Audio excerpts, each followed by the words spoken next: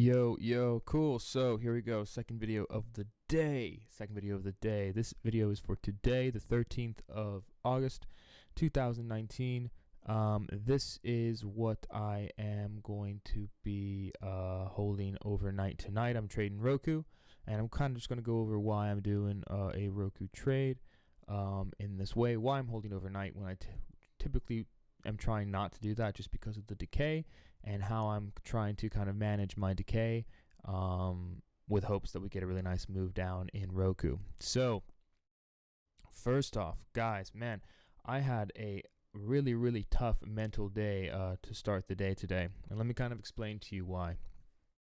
So Roku here, right, if we ignore today, has had quite a run, right? So before today, this is what we've seen. Roku has been ripping, right? Absolutely shredding the charts.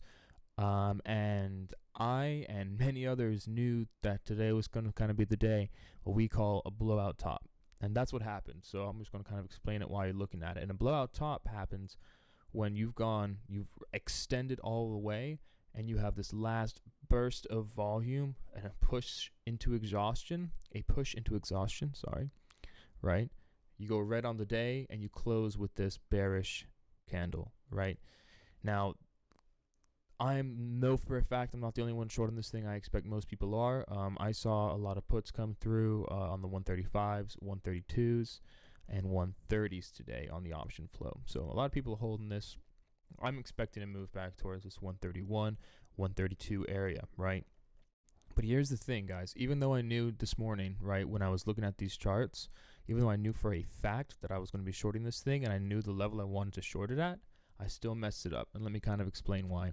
So if we go into the hourly chart, it looks pretty simple, right? We pushed all the way into supply, rejected supply, and came all the way down, right? So if you know how I trade, right, and most of you do if you've been watching these videos, right, I use these lines to indicate to me where supply is. And so what I do is I short into supply, right? And then I'll buy into demand.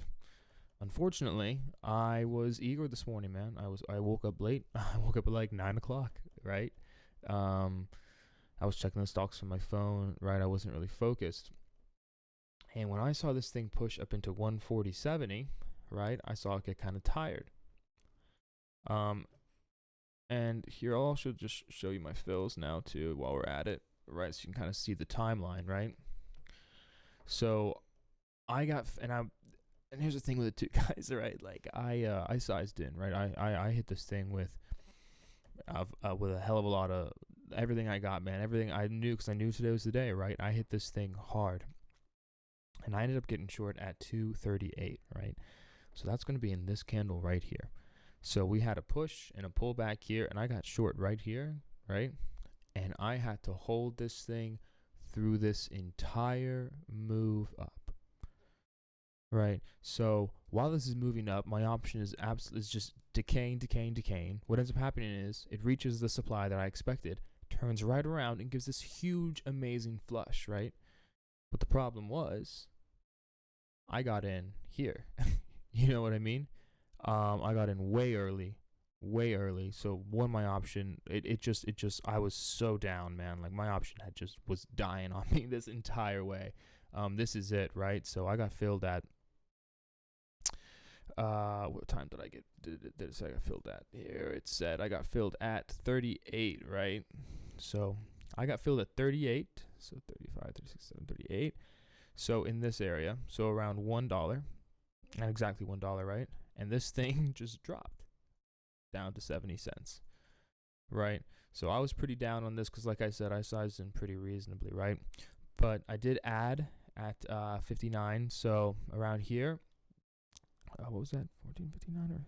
Yeah, so I added around here to try and kind of bring my average down in case we got a dump, which we eventually did, right? But remember, even though I added here, we got all the way back down here again, right? So I'm sitting through like a reasonable amount of pain, right, guys? I knew it was going to turn around, but it was going to take a minute. And it honestly took until, what time was it here? 4:32. So it took until, Yeah, man, that's amazing. It took all the way up to here, so 432, right? So 1132 for me to make any money on that thing, right? Because I got it at a bad price here, right? I had to hold this thing all the way up. Do you know what I mean? And so what ended up happening was I wasn't positioned well for this push that later happened, right? I could have gotten in cheap, right?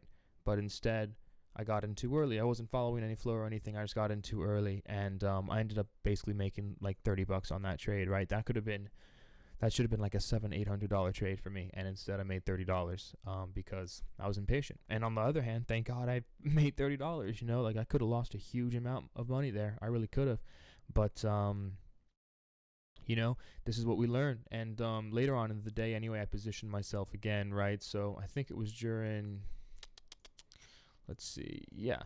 So during this push back up here, it was either during this push here, I added back into ROKU.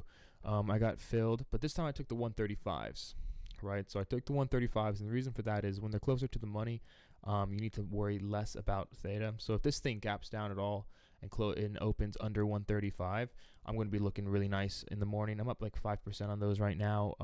But if you look at this top, man, like we probably have room down to at least 32, right?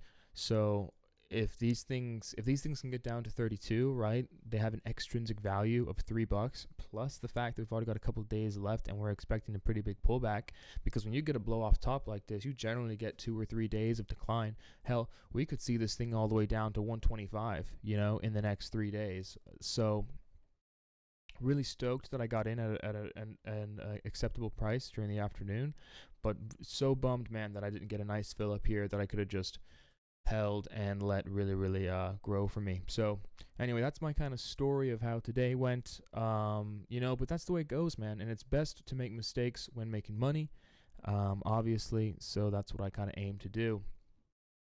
So those are my only trades today, these ROKU trades, because I was sitting through so much turmoil this morning. I just didn't have the mental equity left to keep trading for the day. So I took off with my little bit of money, took my re-entry, and that was it, man. That's it. So tomorrow is another day.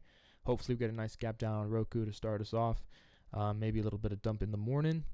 And yeah, man, it should be pretty solid. So as always, any questions beneath, please ask. And if you have anything else to say, man, just message me, DM me, whatever. I'm always around.